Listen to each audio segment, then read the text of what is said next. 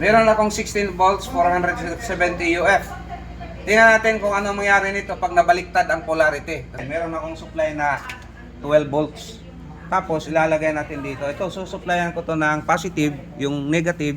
Ito naman ay magiging negative. Tingnan natin kung ano mangyari. Ground ko lang to. Tapos ito, ilalagay ko dito. Yan. 3, 2, 1, on.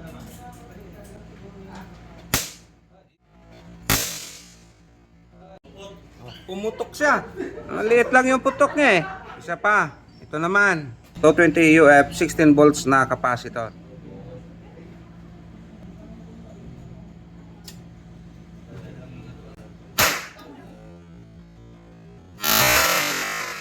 Yun.